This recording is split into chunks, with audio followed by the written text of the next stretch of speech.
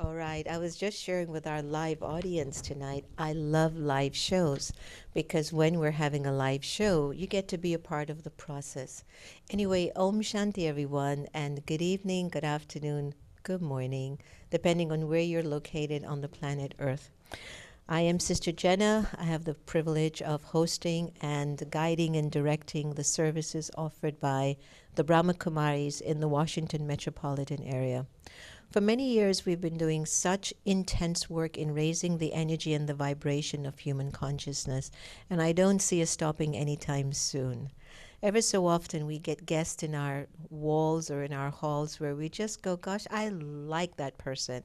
And our guest today is someone that you are not only going to like and love, but I think you're going to take a lot from him. I don't want to go into all the accolades of the work that we've done. I don't think it's necessary. I think tonight we've just come together intimately and personally to just find tools, tools that can help us to be better people. There's not a day I don't wake up and I don't want to be a better version. Some days I'm so messy, right, guys? And some days I'm not very messy. And that's one of the beautiful aspects of life and growth with the Brahma Kumaris.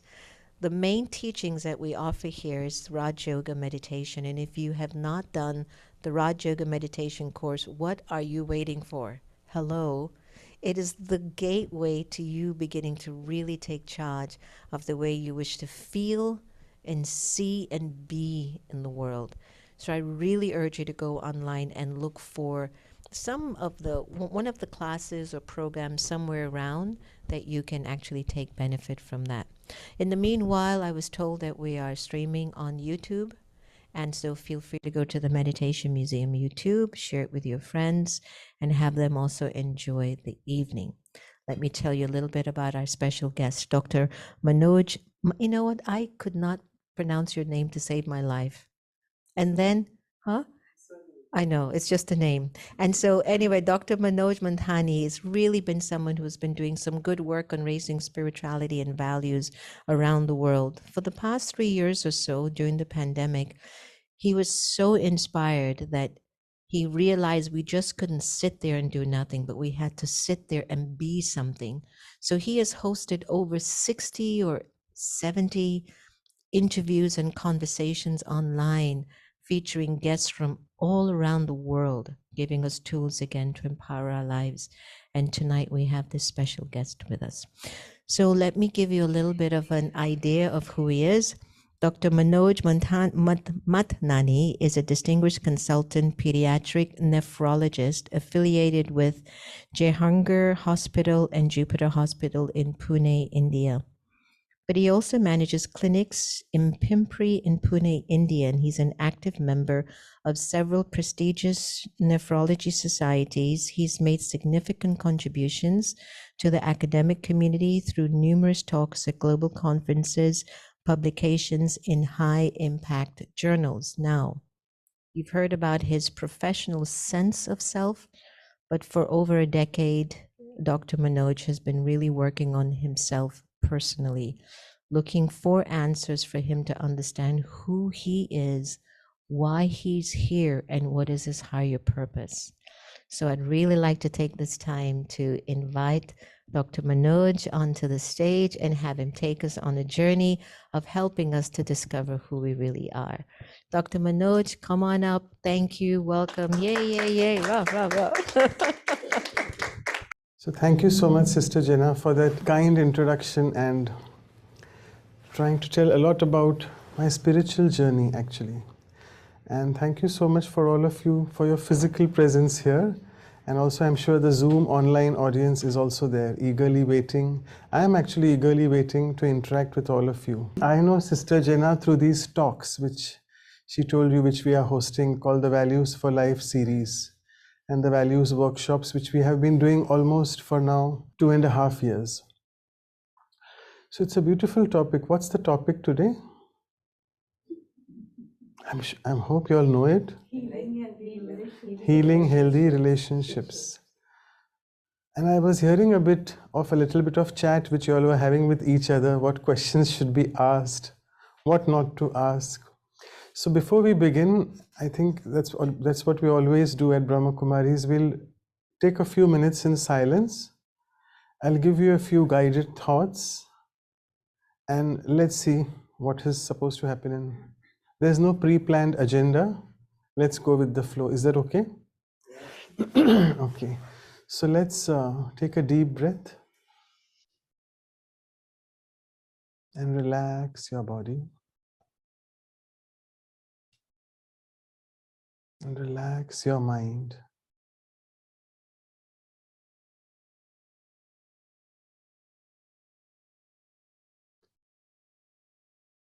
And before we begin the talk, let me ask myself,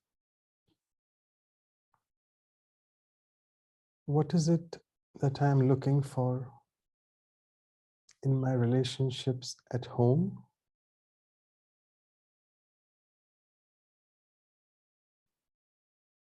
The second question would be, what is it that I'm looking for at my relationships at work?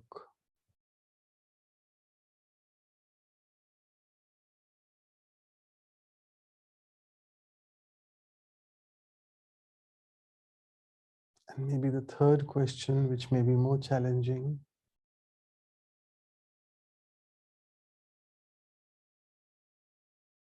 am I having to struggle maintaining a particular relationship with a loved one?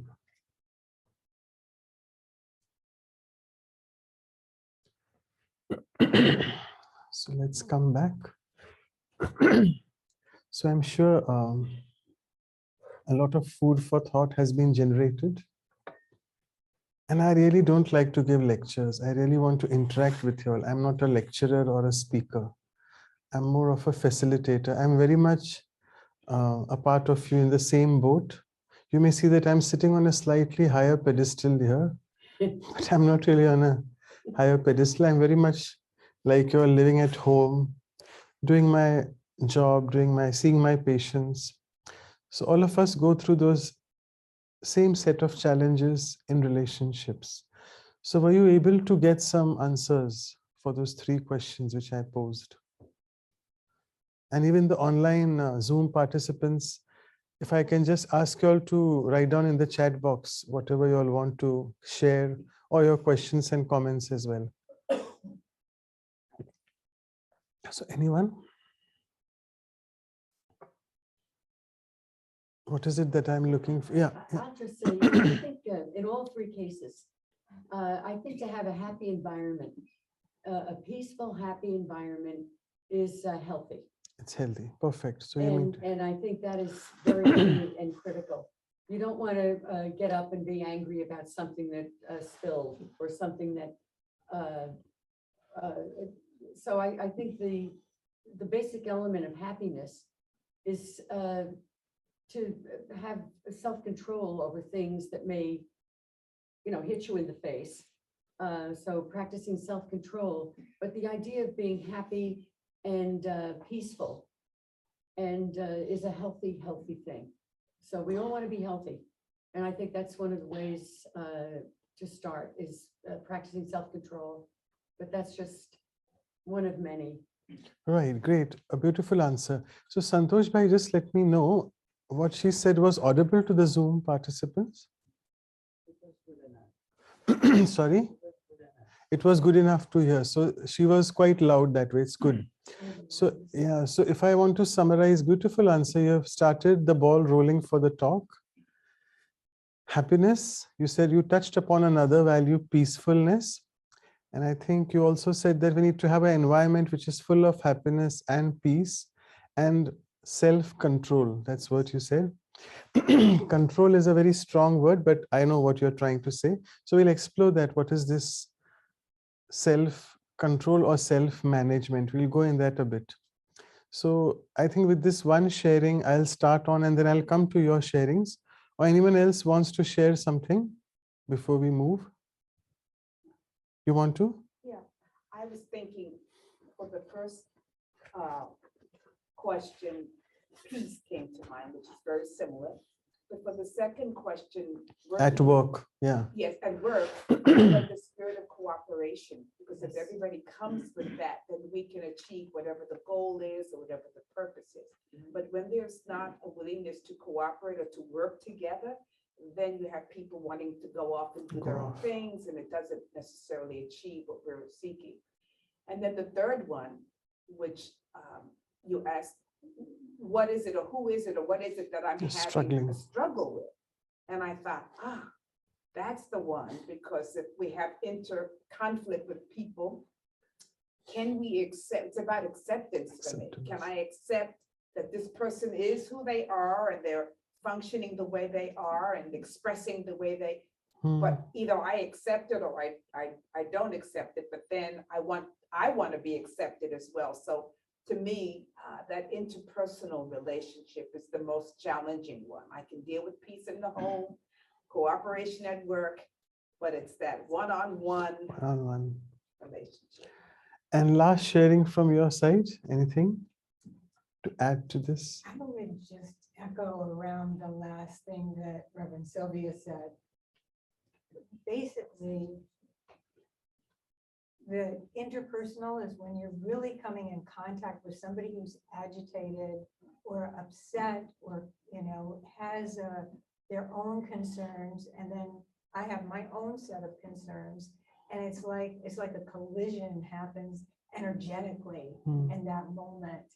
And when that energetic happens, to be able to deal with that, I think is a skill, truly a skill, because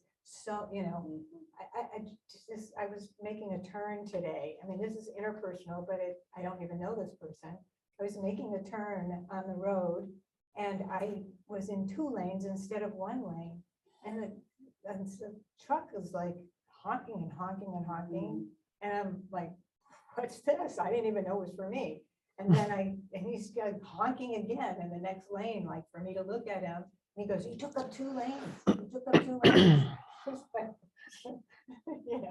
It was just in that moment, but I could feel his energy, his anger at me. I let it go, but it hit me, and I was like, whoa, that is what I'm talking about. I think that's one of the hardest things. That's a very practical answer which you gave, or a practical situation you faced, and then you can relate to that more often. So if I can ask this, and then I'll move further, and then I'll come to all of you later. So what was that first thought which came to your mind? Obviously, he's angry with you, he's upset with you, he's honking. I didn't even know it was not for me. Yeah. First So thought was, who's he honking? Who's he honking? Yeah, that's fine. Yeah. So how to deal with such thing? So what I had to do is just breathe afterward and kind of, after I felt his energy, his anger and all that, rage, that was probably not even for me. I mean, it's his rage. It wasn't, Great. I wasn't sharing in his drama. Nevertheless, I could feel that energy. And so second thought was, poor guy, whatever's going on. And then you said, let go. You let go of that. Okay, great. Yeah. So good, all of you, and particularly you, the last sharing has touched upon the energy, right? So today we look at this, when we look at the word healthy healing relationships, if I look at the first word, healthy, if I cut it or break the word, heal,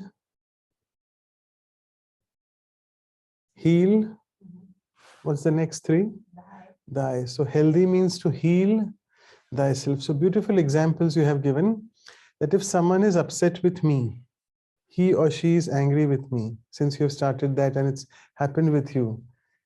That's what we are taught at Brahma Kumaris, that come what may from outside, your state of mind should not be affected. So as doctors, we do ECG of a patient, electrocardiogram. So what should be the waves? Up and down or straight line? It has to be up and down. It has to be what we call the PQRS complex on the ECG. And if I'm putting it on the patient and I'm getting a straight flat line, what does it tell me? It's dead. So that's what we are taught at Brahma Kumaris, and which you have already done. In a subtle way, I'm telling it in a very strong way, because here, when we say the supreme energy speaks with us and he tells us, when I say he, it's not a male body. It's just we say God, Father. So when we say Father, it becomes He that way. So don't identify the Supreme Being as someone male, it's not female, don't go there.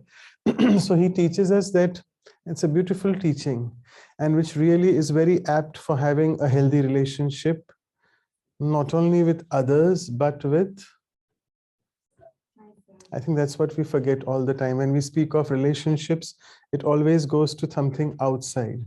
Prime important relationship is with myself. And I think that's what works wonders. So coming back to what the teaching is, it's very strong one.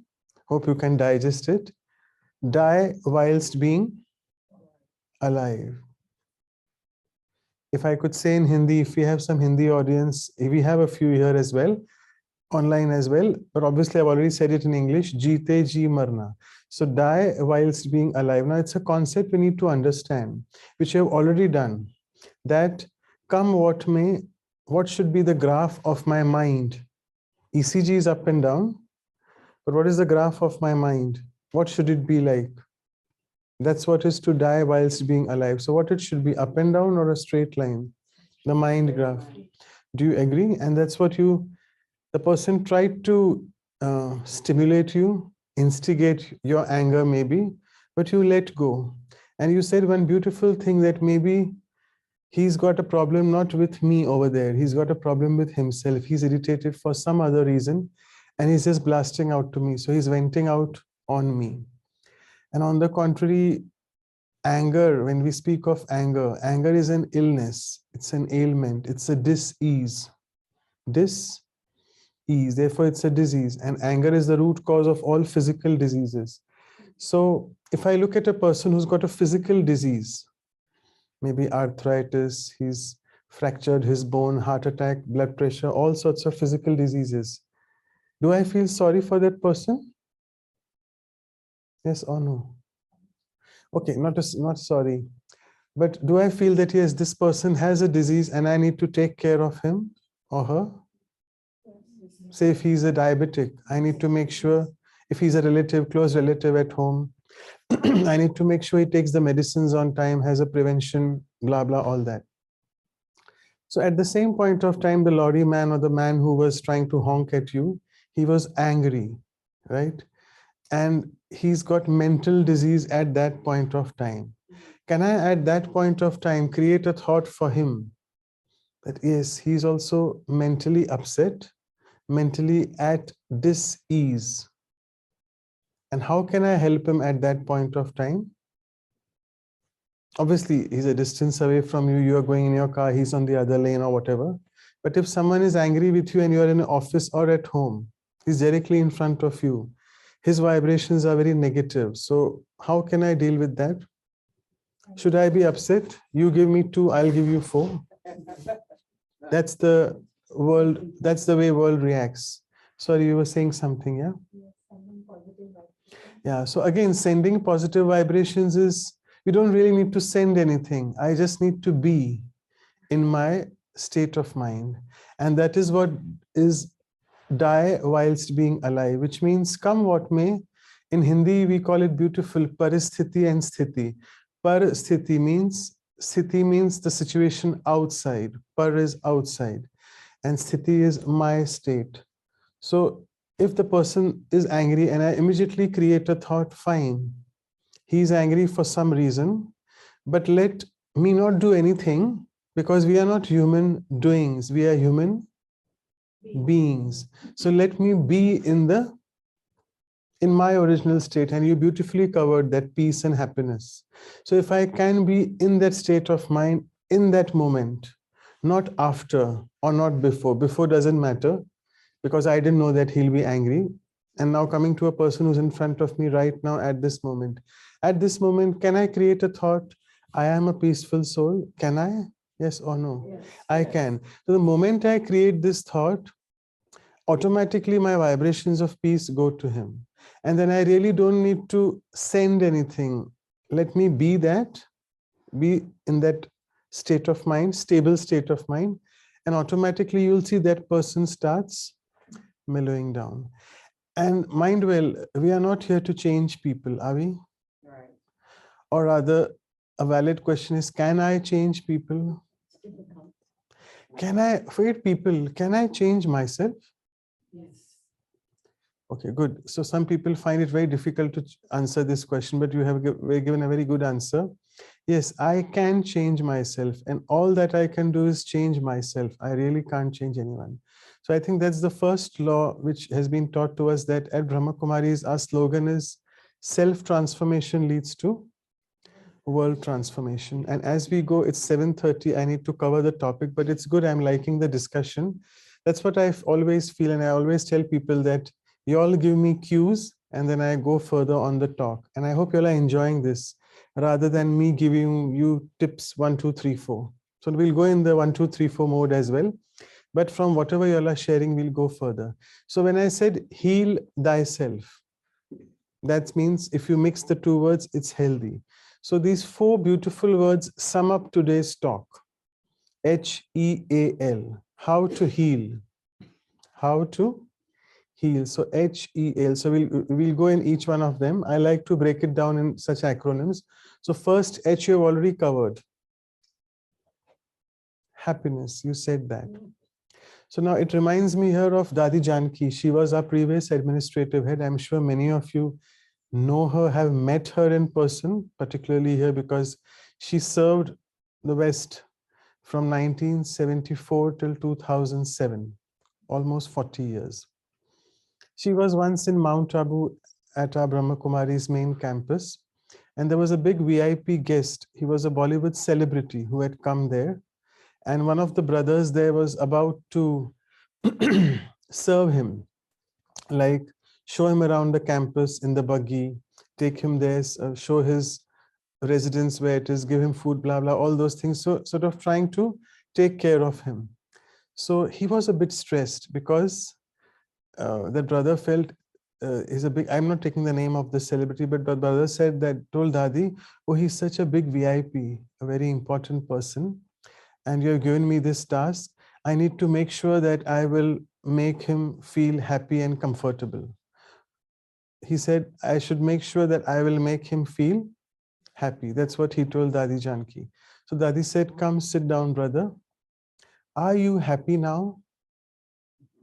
Not you. I'm not asking you. Dadi asked that brother, are you happy now at this time point? So what was the brother's answer?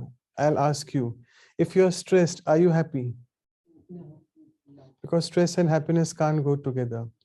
So Dadi said, sit down, be in silence, change your state of mind, be happy, and then go for service. Because it is your happiness which will make other people happy. Whereas if you go with a stressed state of mind, you would do millions of things for him to make him feel happy. But will he feel happy? No, because happiness is a state of mind. It is not a state of the body. So, and that's what that brother used to share, that that's what Dadi told her. So we need to understand that when we, in any relationship, say, I think this applies more to relationships at home. We always are with a begging bowl. I want happiness from you. I want love from you, right? From whoever it is, my loved ones. But I really don't need to do that because I have forgotten over a period of time. And that's what the example of Dadi Janki I gave you, that I am already that and I just need to be in that. So if I want happiness, actually, I want is a wrong word. I am a happy being. I am a peaceful being. And if I'm able to be in that consciousness, okay, I have Zoom people now, I can see. Good, you showed me them so that I can know who is there. So if I am in that peaceful state of mind and happy state of mind, what will I radiate? And then I won't be able to just, and then I won't keep asking, I want to be happy. I'm already happy. And what do you feel will your relationships become like? So it's easier said than done. I can give you a big lecture on that. And if you go and type healthy healing relationships on YouTube, you will find millions of talks by many people around all over the world. But how much do you want to listen to all the time? You want to really start practicing that and be an embodiment. That's the second teaching of Brahma Kumaris, be an embodiment of that which you are lacking, because actually you are not lacking. And it reminds me of a story that there was a princess, or maybe a queen, not a princess, and she was quite beautiful like you are, and she was wearing a beautiful necklace, which you also, it's like whatever you're wearing. I'm sure they have understood the story. So, and that necklace was diamond and studded with diamonds, but of gold. So golden necklace with diamonds. She didn't realize that she's wearing that, but suddenly she felt she was very upset because she was trying to search where it is in the cupboard. And then she was not able to find, and then she really got stressed. Immediately when you are stressed, your happiness goes to from 100 to 0, or maybe minus 100 as well. So she asked the maids, she created a big fuss, come here, have you taken my necklace? Where is it? I'm not able to see. So she was really trying to blame other people that probably you have taken it and you have not told me. So she had gone to that level. And then everyone was, so she was stressed. And because of that, what happened? Everybody was stressed. And like in stress, can you really find a solution? That's what the next teaching, I should not say second, third, because I don't know how many teachings I'll be telling you about BKs now here. So the next teaching is be solution oriented, not problem oriented. So that queen had a problem, which means actually the problem was she didn't know that she's wearing it. She just was looking at it outside and she felt it's lost. She was stressed and she made everyone stressed. And all these people were trying to figure out where that necklace is, but they were stressed. So were they really able to be problem oriented or solution oriented? They were just so problem oriented because of the queen's stress. Well, cutting the story short, one of the senior maids, she was really frustrated searching everywhere. Then she asked the queen, can you just tell me where did you lose it? Or do you remember when did you wear last?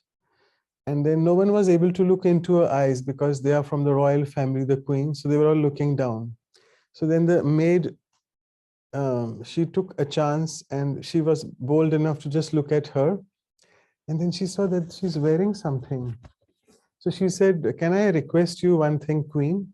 Can you just come in front of the mirror? So she came in the front of the mirror and saw that the necklace. She said, queen, you're wearing it. Why are you finding it out? You're just wearing it yourself.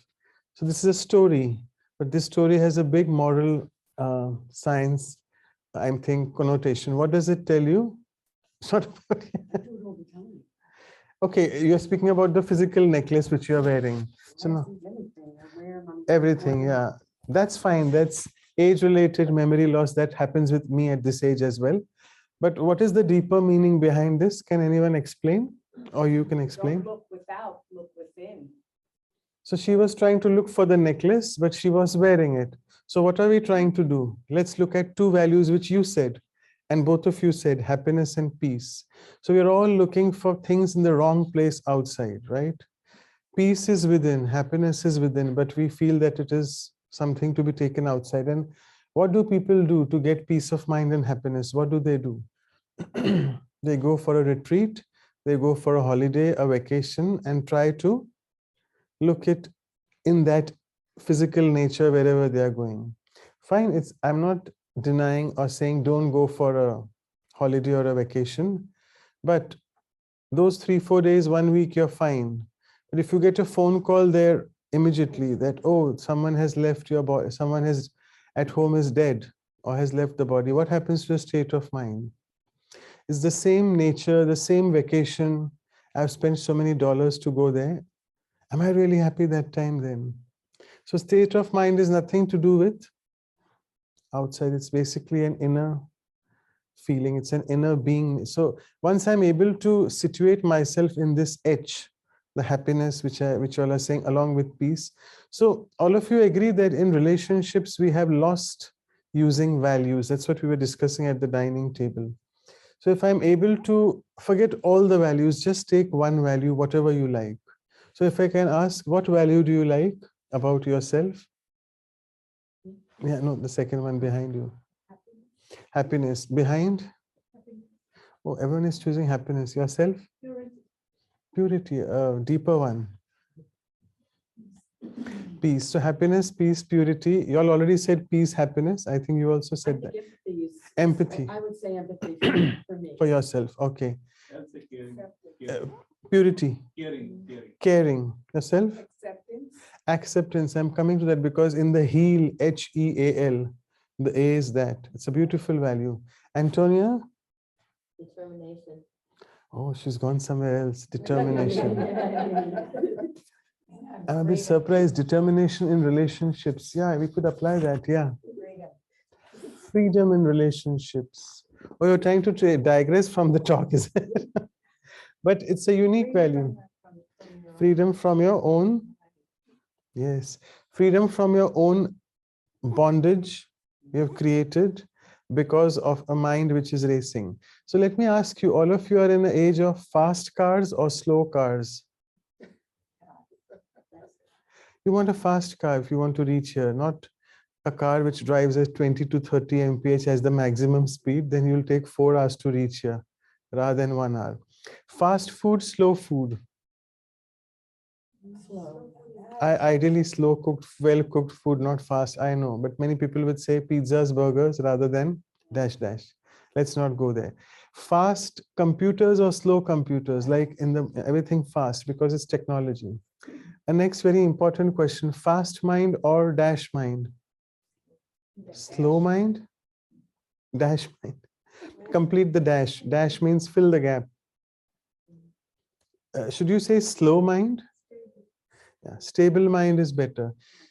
So why is it that we're in an age of everything fast, but your mind needs to be a bit slowed down? Why? Because only then can you realize that when the queen was so stressed, she was not able to realize. But when the maid told her, the senior maid, slow down, queen, look at the mirror. When she looked at the mirror, she realized. So same thing, what mirror do I have to look into? Is there a mirror? No physical mirror. It's my inner mirror. And what could that mirror be? Honest, the heart. Let me say heart, okay? So it's again not a physical thing. It's a mirror inside which I have. So when we close our eyes and when we sort of sit for meditation, when we start meditating, my entire sense organs have gone from out to inside. That is what we call introversion. And that's another teaching we are taught here. That my dear child, God speaks or the divine speaks that, do you really have time for yourself?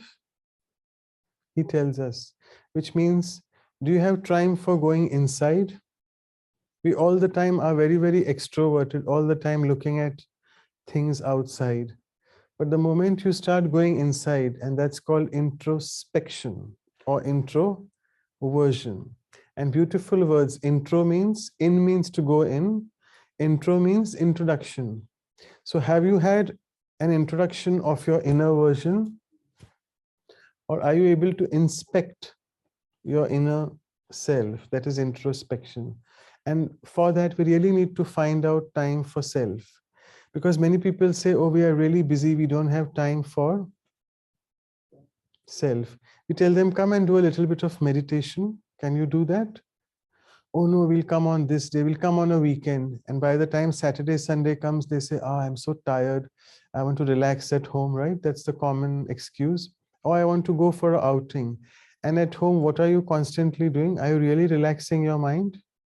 You're constantly on what? Nowadays, everyone's pockets have that. Mobile phones.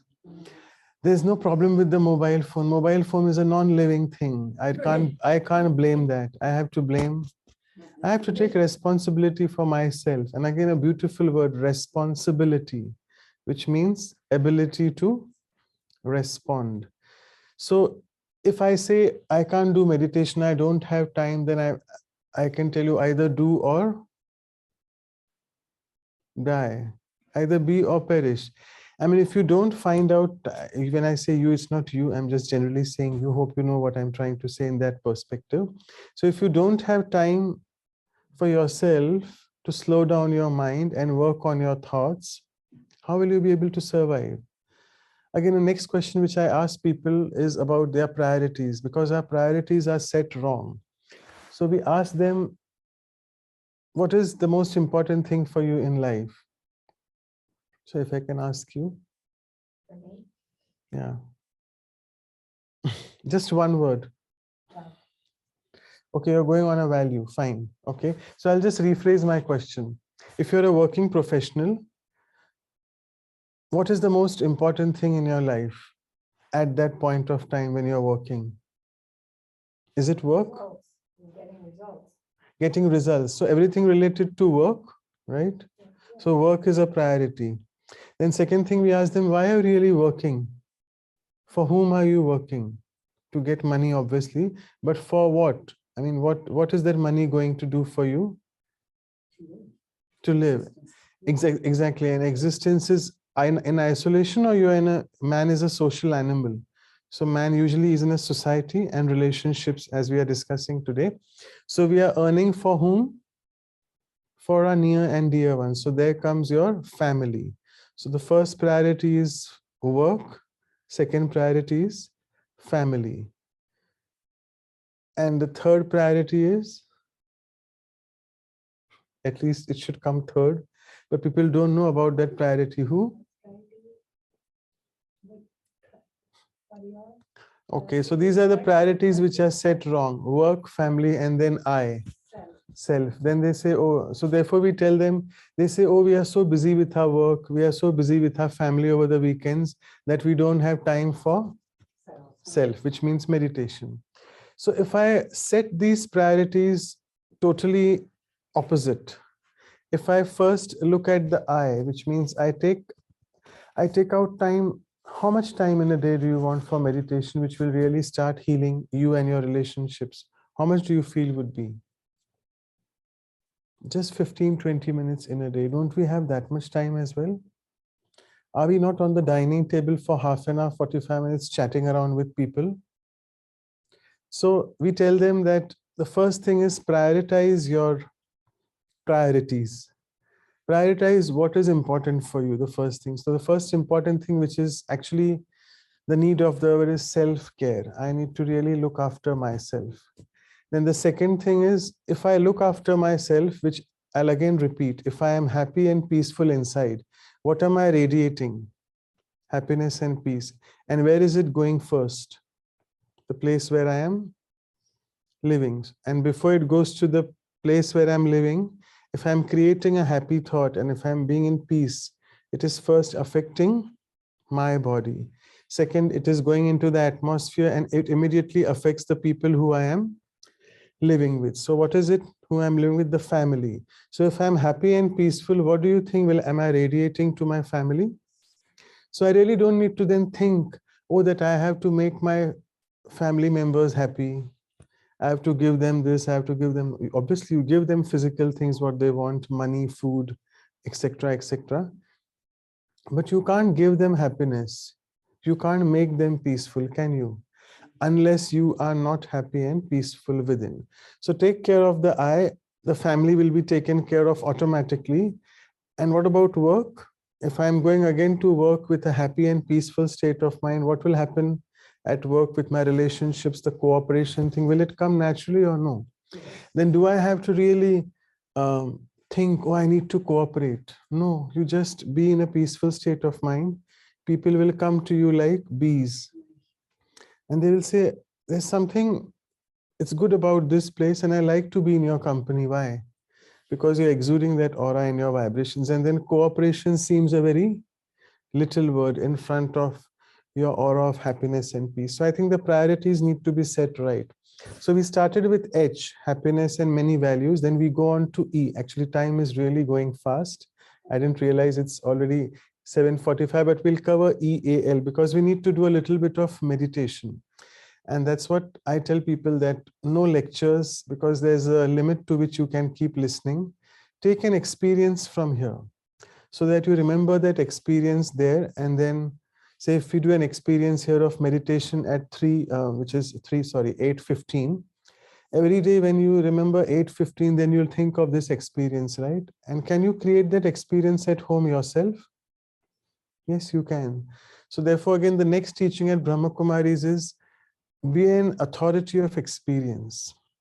Now forget listening to talks, social media, tick, tick, tick, tick, WhatsApp, Facebook. Okay, do that.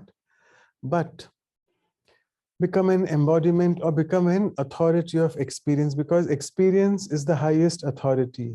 If you experience something, no one can challenge you. You will say no. If you say, that's your perspective, I have experienced something beautiful which I want to follow. So let's come to this E. What is E in the heel? So as I said, we'll just go on 4 alphabets, sorry, not words. Heel, H-E-A-L. So what was the first H? Happiness. Happiness. And along with that, I must say harmony. Yeah. And when I say harmony, it reminds me of another previous administrative head before Dadi Janki. Anyone of you knows? Dadi Prakash Mani. You know, in Washington, D.C., you all have this Dadi Prakash Mani tree somewhere. I have to see it still. So she was the previous administrative head from 1969 to 2007 before Dadi Janki. Dadi Janki was from 2007 to 2020. So she used to say, what is harmony? Okay, I know there are many definitions of harmony, but simply put, don't give me Google definitions. What is harmony? One word. Peace. Peace. Quick round, rapid fire round. Balance. Balance, perfect. Getting along. Getting along. I'm making you feel stressed when I'm being rapid. Therefore, I don't like to use the word rapid and fire. Both are highly stressful words. Rapid means you're nice and peaceful. I'm suddenly asking you to become rapid. So rapid fire is out. Fire is no good, right? So, but you told me 3 beautiful words: getting along, peace, and balance. So that's what she used to say. She used to translate that harmony word. It's an English word, but she used to say in Hindi, the Hindi audience can tell us, harmony. Har means to lose, and manna means just lose, which means if you're having I'll explain you. You're having a conflict or a converse or a debate with someone. One will win, one will lose, right?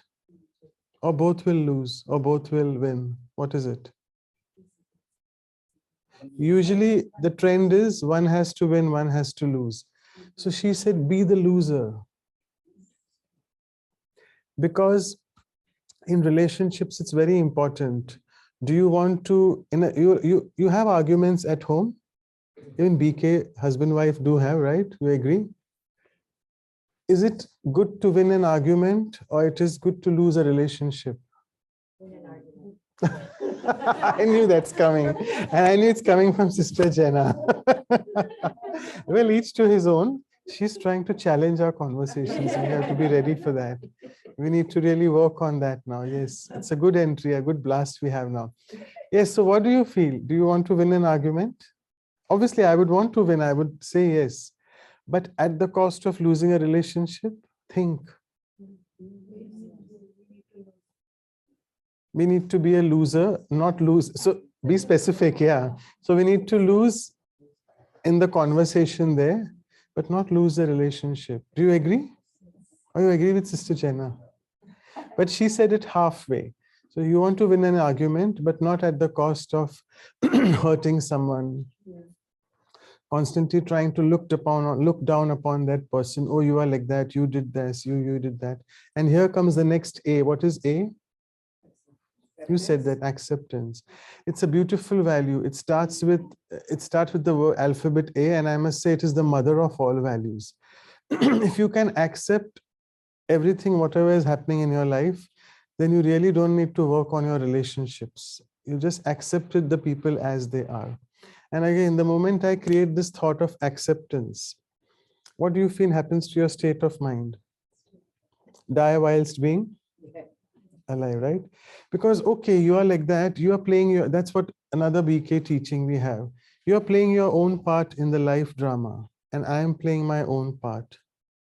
You're upset, you're angry, but I am there to heal you. Can we create this thought? Zoom audience, can we create this thought that, okay, you're saying yes, good and emphatic, yes, but I hope they can also say that. You all can write down in the chat box, and then Santosh brother will tell me. So can I accept people as they are? Sister Jena will say no. No, I mean, I'm just asking you as well. I do. It's in my name. Yeah. So it's a beautiful thing. I mean, that's what is a beautiful BK teaching. Like, I have also started accepting people as I never knew of this concept. I used to always struggle that why is this person like that? Why is he not like me? Can you be like someone else? And I remember this commentary which Sister Jena gives in one of the commentaries. I am this unique blueprint of the divine, and no one else is as unique as I am. So when we realize that, so this is just one aspect. I am very unique, right? But the other person is also equally unique. And if I can really fit it hard here, then I really won't have any conflicts in relationships. Do you agree? So that's the A. And I think the next we go on to L. What is that L? Love. That's it. Now, love is a topic to be touched upon, because what do we identify love as? What sort of level do we look at when we say love? Soul conscious. Oh, she's really gone very deep. Soul conscious love, which is good. But what is love in the general? Okay, the Zoom people can answer if you all want. What is love? Okay, let me give you an example. In the sense, a question. Love is a feeling or an emotion? Power. It's a power, no doubt. But if you want to answer in this, is it a feeling or an emotion? It's a feeling. Good, it's a feeling. It's not an emotion. Emotion is emotion, energy in motion, a disturbing energy. So love is a disturbing energy, or it's a beautiful feeling? It's a Feeling, yeah. Do you love your kids? Okay, do you love your husband if you had, or do you love your friend? Do you love Sister Jena? Yes. I'll just target her now that she's here. Do you love Sister Jena? Yes. The new gentleman here. Sorry, I don't know you, so I'm just targeting you. You should not be feeling left out. Okay. And the Zoom audience will always feel left out. That's the reason you should be here physically, not there. We love online or offline talks. We love the physical presence. But again, we know there are limitations. People, at least good, you all are able to join online rather than not totally joining. Yeah, so where was I? Yeah, do you love, in the sense you love Sister Jena, right? Next question. Are you attached to Sister Jena? Not at all. No, you don't have to answer. They have to answer. How will I differentiate that? Okay, first question first. And in the second question, are you attached to her or you just love her? So she said emphatically no for the attachment. Do you agree that you also say you are not attached to her? Yes, I do. Good. So how do I know? You have to prove. I'm in Americas. I'm not in India anymore. I'm here. I'm in a science country. Give me proof. Oh yes, these people are living with her, so these should be asked more. Yeah, okay, good. Go on. Yes, very good answer. Sorry, please repeat. I didn't get it. Because we? Oh, okay. Oh, yeah, here you are. So is that attachment or love? Okay, so I'll just repeat, because even I was not really clear because your voice was low, but she said probably the answer is she's attached, because she's saying that when Sister Jena goes somewhere, she feels sorrowful, right? Or sad. Oh yeah, so oh yeah, now you're trying to mellow down the words, but you feel okay, that's a slightly better word than sorrowful. You feel uncomfortable, right? So let me give you an example. Okay, this chair I'm sitting in, I'm just sitting on it, right? I can get up and move, whatever I can do. I'm not attached to this place. Now you all do something funny, maybe Santosh Bhai inspired by Sister Jena and all of you, and you all say apply some glue here so that when Manoj sits here, he gets attached to this, right? So then can I get up? No. I mean, I can get up, but I have to get up with this chair, such a big heavy chair. And what will life be? Forget life. I have to go till that end, or maybe go down to my room for rest. Will I be able to go? No. I can, but it will be a big challenge. First of all, taking it from here, and then I'll get stuck there in that narrow staircase because this is too big. That is attachment, and that's what she touched upon. So that's the proof. So when you're attached to some, so this is just a chair. So when you're attached to the person, now again, let me take the other side. So let me first finish this concept. Sorry, I'm going very fast in my thoughts when I keep jumping. Let me just take a deep breath and come back. If I'm attached to this chair, whatever this chair is doing, I have to do, right? Because I'm attached to this. Now forget the chair, come to a person whom you are attached to, whoever you are attached to inside you. So for example, if I'm attached to that person, what is happening all the time? I'm getting connected to that person. Okay, yeah, there I knew that person will say that. So let us not look at the virtues of that person, but if I'm attached to that person, what will I do? Whatever he or she is doing, I have to do that. Will I have my independent existence? No. Yes or no? And you spoke about that, I forget your name. Kanyu, you said beautiful, you said that value, freedom. Will you be free? You're totally attached to this. Do you want to be free or you want to be in bondage?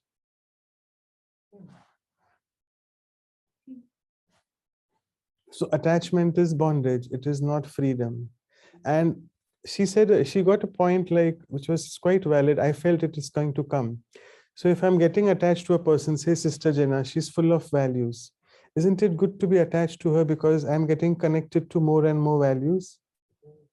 Right? Isn't it beautiful? Okay, someone is saying, no, you all are still thinking. Even the Zoom is thinking. Good, think. I'm getting nervous. Oh, I finally succeeded in doing it. Yes, you can answer. I don't know your name. Yeah, your name? Jacob. Jacob, yeah. Is the question a bit valid or it's out of context? Okay, we'll just take the particular question that being connected to, say you're connected to a very, like Sister Jana, a regular meditator, full of positivity and values. Isn't it good to be attached to such people? Why not? Oh, yeah. No, don't depend, no, don't give me depend.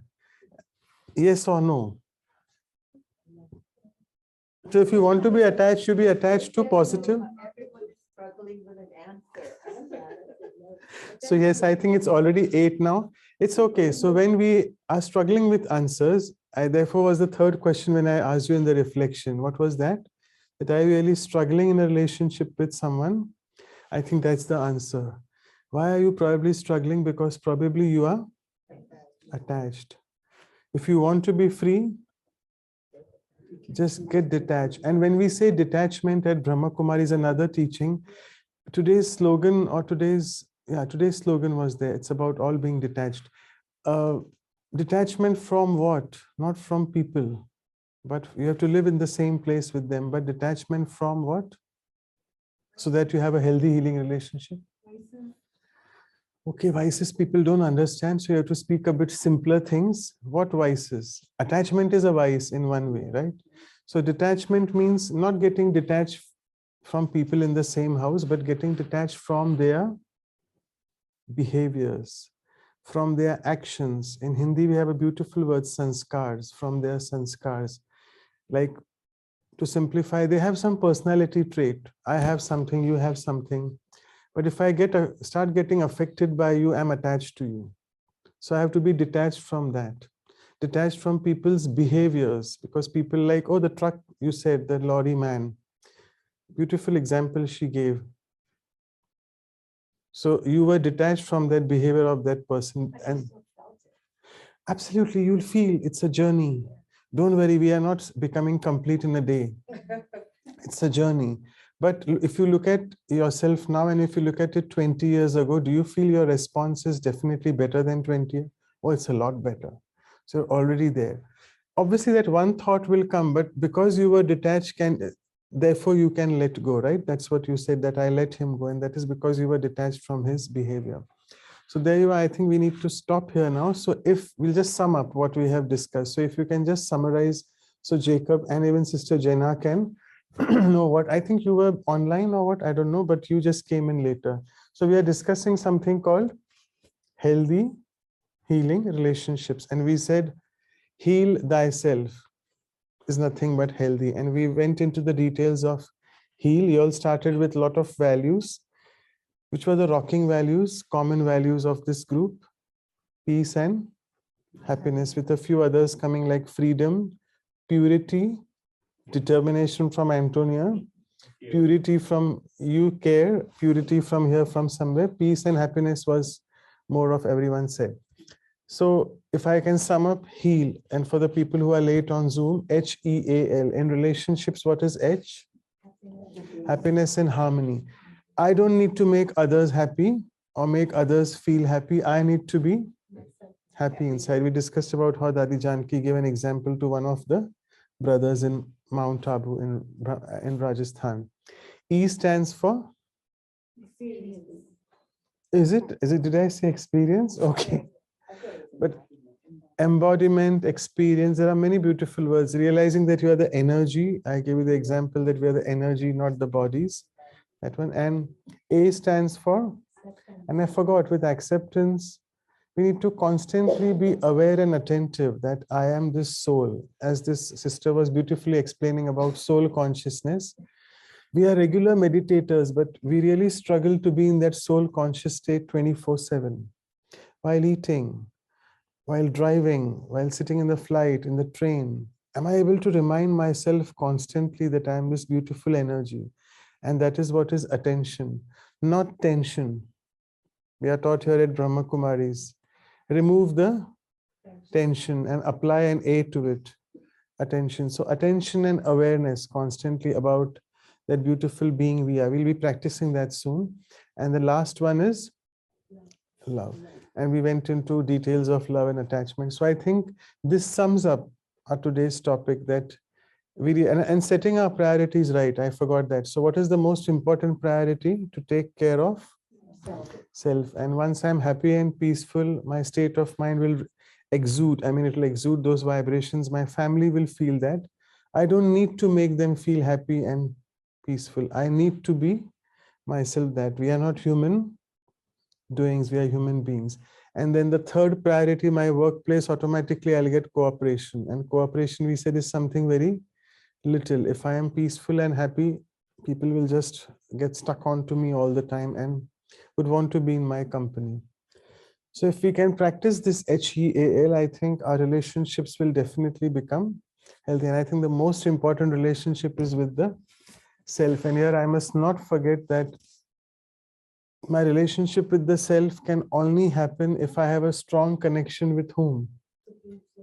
Oh, there, all the BKs go there directly in the next second, which is good. I'm sure all of you are aware of the Brahma Kumari teachings, and obviously it's nothing philosophical, it's a practical thing. If I'm using a mobile, and it's good to see 100% in the morning when you take the mobile, right? Good to see 100%, right? Or you want to take it at 50%. We always like to fully charge it. So same thing is, we want to charge ourselves. We are batteries. The energy is a battery inside. Do you want to charge it at 100% before you leave house in the morning? Yes.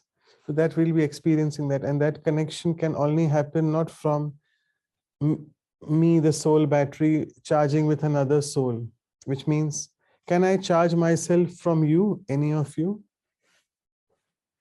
Because you're also slightly up and down. I'm also slightly up and down.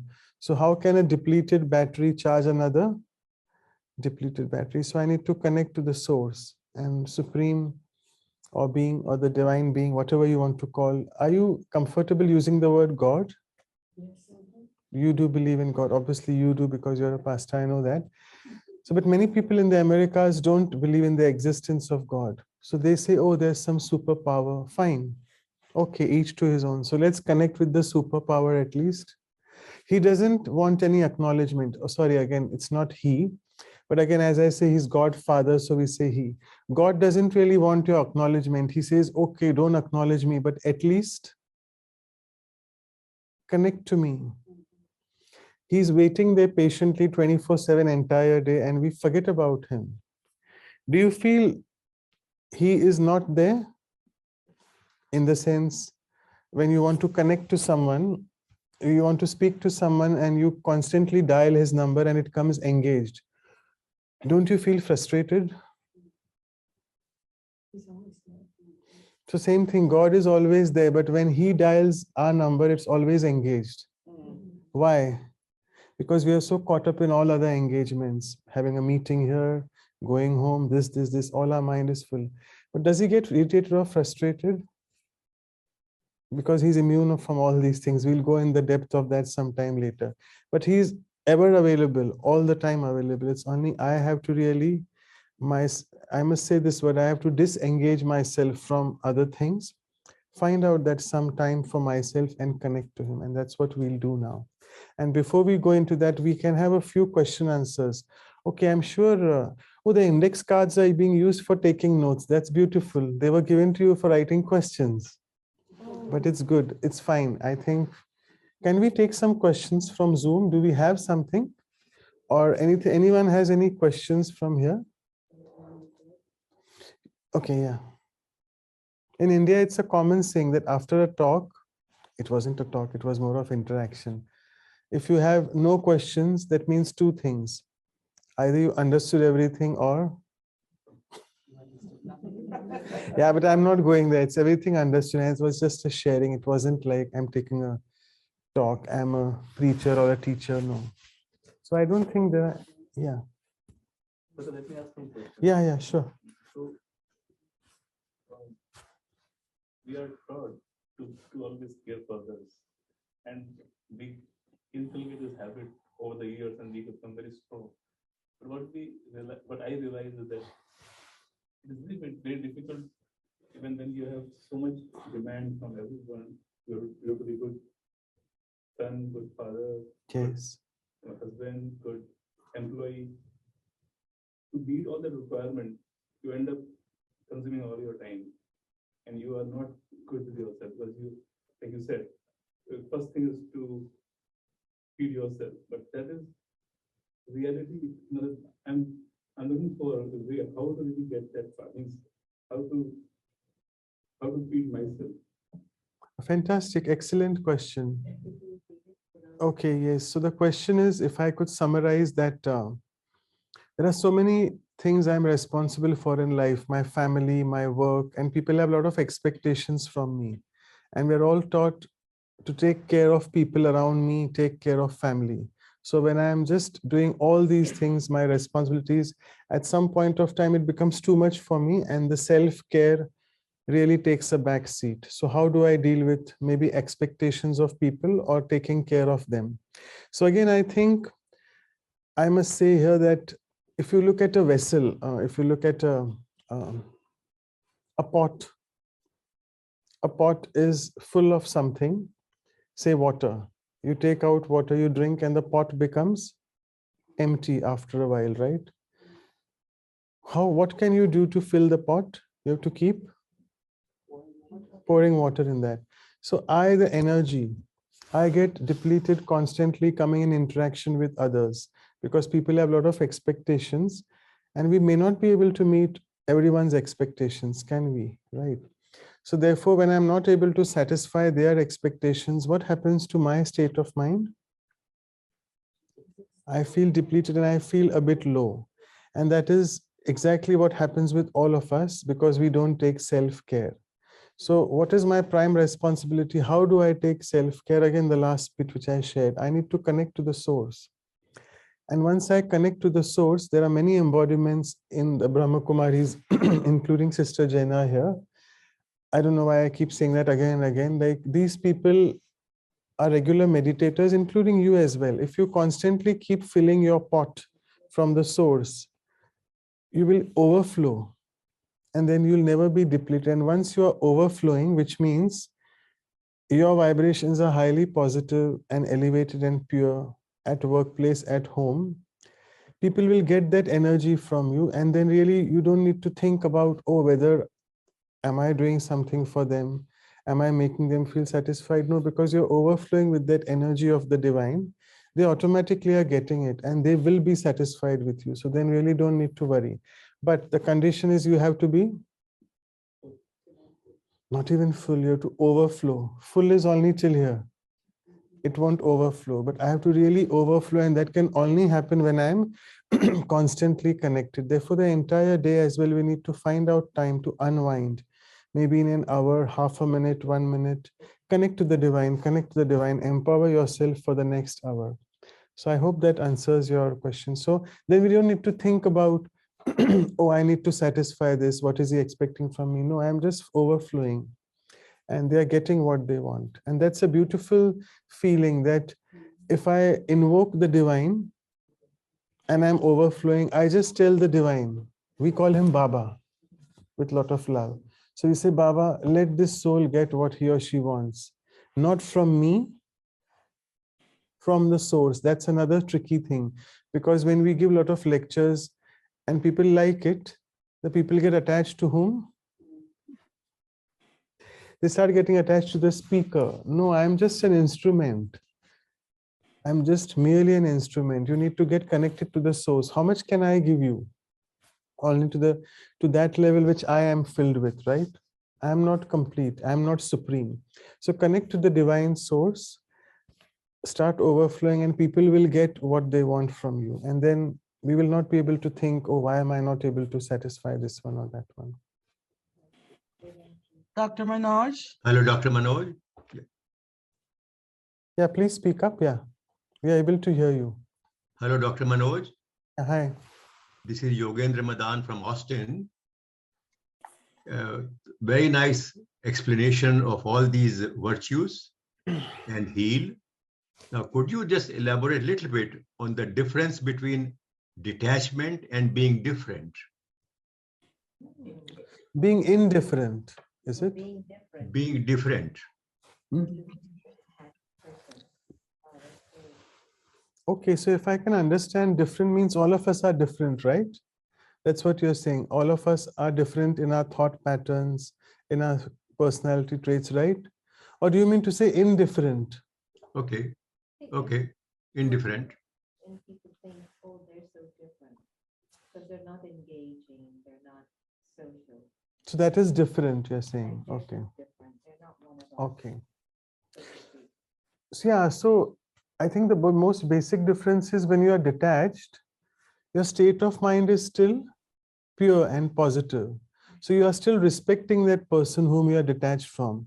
Whereas different or indifferent, whatever that word, we are not getting it right, but Sister Jenna got it right. Being absolutely, as she said, that we are not able to engage with that person, which means we are not respecting that person, right? So if I have lost respect for that person, that is difference or indifference. And if I'm able to still retain respect, that is detachment. That's what I feel, if it answers your question. Okay, some more. Not really. Little bit more. Detachment, as you rightly said, is correct. But when I'm being different from you, I'm not getting attached to you, of course, but I still look after you. I take care of you. But I am not the same as you are. You are putting on a big, nice suit. I am not. That doesn't mean that I will start hating you. I'm different. Correct. If we go on this behavior, does that give you some sense of feeling of being detached? This is not really detachment. So when we are different, sanskar wise, personality wise, behavior wise, thought pattern wise, we are different. But we still have to respect each other's difference. Yes, we have to accept the people as they are. Accept. So, Okay. and then it becomes easy for us to detach. Is it okay? Right. But related question will be then, Yeah. if you allow me another 1 minute, distinct relationship and difference between taking care, love, and detachment. It's a bit, just repeat the last three terms. Love, taking care, and detachment. Okay, so if I can just quickly sum up. If you love someone, you can be totally detached from them and you can take care of them. You have already have the answer in the question. Yeah. It's a complication. When we hear the word detachment, we think moving away and letting go. And what we have haven't understood is that detachment actually is where the soul decides to pull back from all of its dependencies and begin to pull love from within, which is where the power is Right. of the soul. And that love starts to exude. So it comes through your relationships, it comes through your ability to care for things at a much deeper and higher level. And I think that's what he's looking for as an answer. So did you hear it? I hope it was. No, no. You have to repeat it. Oh, okay. In short, it is like when I say detachment, I have to detach myself, being in the same house, detach myself from what they are doing, respecting them, accepting their differences, but getting connected to my inner core of virtues and values, which I am an embodiment of. Mhm. Yeah. That in my, and that can happen with my connection to the divine, who's the ocean of all virtues. And then I can really be in the same house, yet be detached from them. It's a practice, not a one-day thing. And it's work in progress. But again, we can't keep saying work in progress all the time. So for example, if there's a work in progress going on outside, don't you feel frustrated after a while? When will your construction finish? So I decide a timeline for myself, which means I don't say a deadline or a timeline, a particular date, but I have to see, have I really progressed from 0 to 50, or I'm still at 0, 0, or just 0 to 10? Can I increase the effort, or can I increase the speed of my effort? So it's to be explored, and it is something which needs to be done on a regular basis. Connection with the divine, empower self, be in the house and be detached from what they are doing. But getting connected to the divine, I think, is the answer, which makes me free of all the dependencies. That's what she said. The word Thank you, doctor. Thank you, doctor. Thank you. Boston, Madan, yeah. Okay. Austin, Texas, Austin. Okay, I heard. Yeah, next. Yeah, go ahead. Oh, hi. My question was, can you define Dr. Manoj? Thank you for your time. Can you define what you were describing as heal? Okay, you mean to say the HEAL, which I mentioned? HEAL, yes. Yeah. So probably you missed the first part of it. So H was happiness and harmony. You're taking down notes diligently. Good. E was an experience and being an embodiment of that experience. Oh, these are all fast learners. And energy. So it's realizing the energy you are, experiencing that energy, and becoming an embodiment of that experience. Right? Yes. I think you started from A, you joined from A, or you don't know what A is? You can answer now. Let them not answer. A? Me? Yeah. Okay. Acceptance? Perfect. So were you there for the talk? That. No, I missed some of it, so that's why I'm asking the question. And one more thing we said, attention and awareness. Yeah, you have to remind yourself constantly that yes, you are that beautiful energy, and just get connected to it again and again. I think L you should be knowing.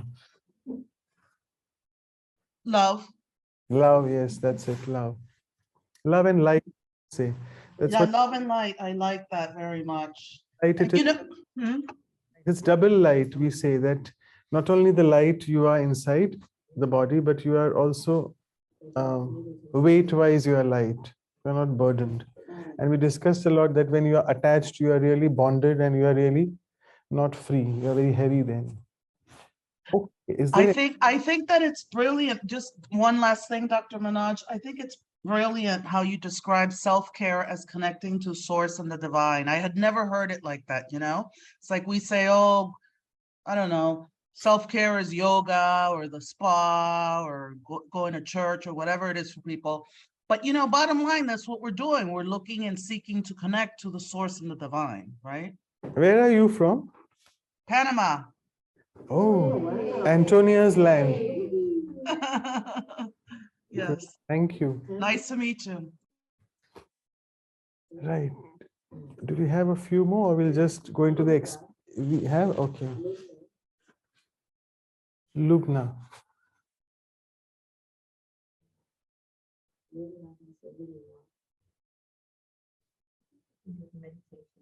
Yeah. So What was the question?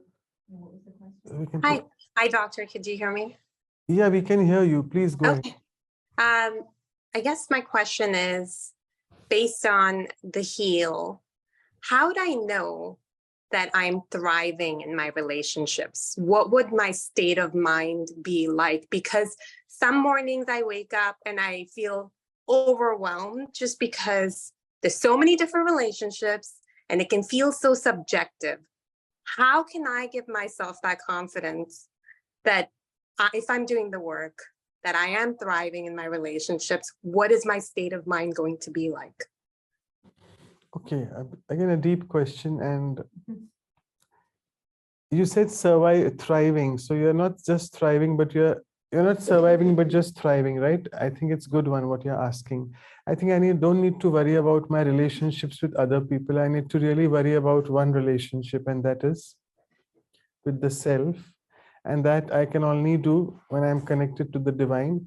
And if I take care of these two things, I think it will just flow in my other relationships. I don't need to think of each and every relationship which I am, the physical world. Just be connected with your subtle relationship with the self and the divine. That will take care of everything. It's Oh, possible. I'm so glad I asked that question, because that's at the end of the day, I can only look at myself and reflect within. So that's perfect. Thank you. Come whatever you do for people around, you may not be able to satisfy all of them. Yes. So you just do it for yourself, in the sense you have to be a little bit selfish in that aspect. When the mask drops in the flight, you apply the mask to Yourself. so heal yourself. Everything else will be taken care of. That's what I feel. Okay. Thank you. Thank you. So let's go in this mode of experience now. Do you want to get it, or okay, let me do it, because it's the topic for today. Okay. So how many minutes do we have? The Zoom audience. Next 10 minutes, 5 minutes. Okay, we'll wind up by 8:30. Okay, so let's begin. Take a deep breath in and out.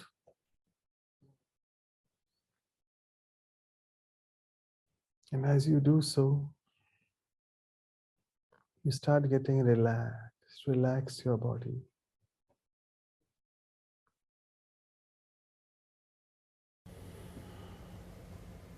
And in this relaxed state of body, look at your mind. Your mind also is getting relaxed and calm.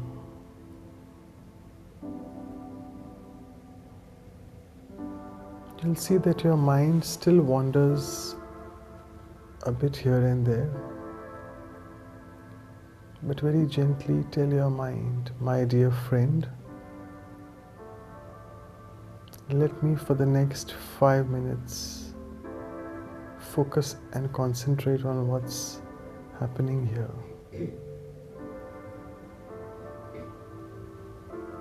And you'll see your mind listens to you.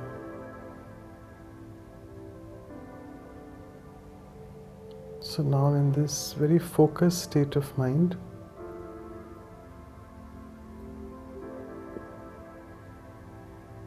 create this powerful thought, I am a peaceful being. Just this one thought, and feel it. Feel the peace within. Because peace is my original nature.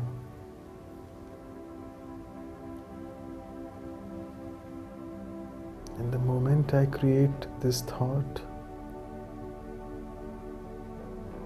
the first person to get it is me, myself.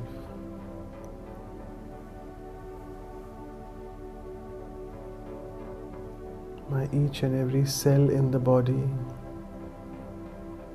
experiences this light and peaceful energy.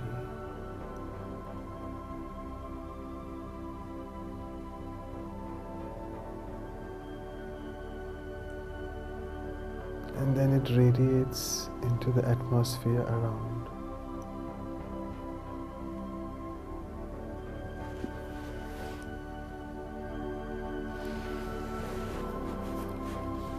let's take the next step. As I am this peaceful being, there's the Supreme Being, the Supreme Power, whatever you're comfortable with, calling Him, who's the ocean of peace.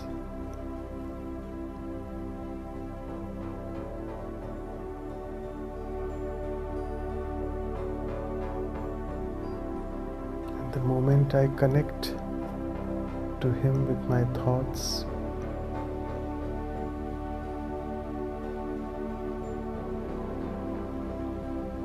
I can now feel the shower of peaceful rays coming onto me.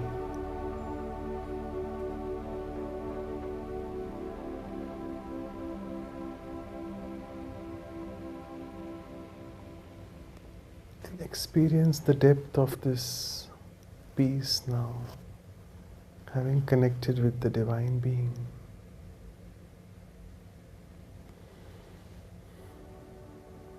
And now let's take the final step. Look at yourself at home and workplace today when you go back, or next week, Monday onwards. Having empowered the self with this peaceful energy, which is my true nature actually, I come into interactions with people at home and at workplace, and also look at them as the loveful, peaceful beings that they are, the beautiful energies that they are as well.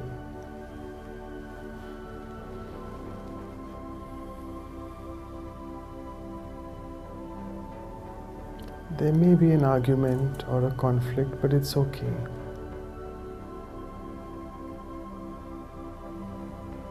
Let me not lose my inner stability, my sense of being peaceful. I hold on to this thought of peace.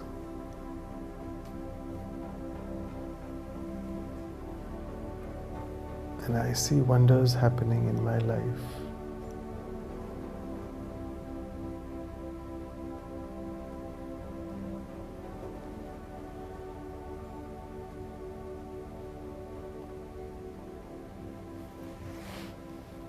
What an empowering feeling it is to be peaceful, because peace is a power, as love is a power.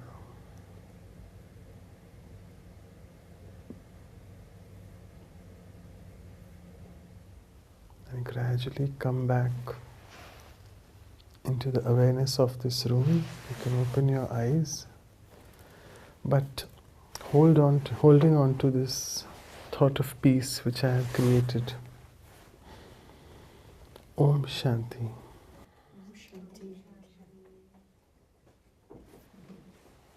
Thank you very much. Thank you. Thank you so much. Thank you for being so interactive. Dr. Manoj, thank you so much for your wisdom, your demeanor, your humility, your wit. Wasn't he wonderful? Yes. Such a wonderful spirit. Thank you.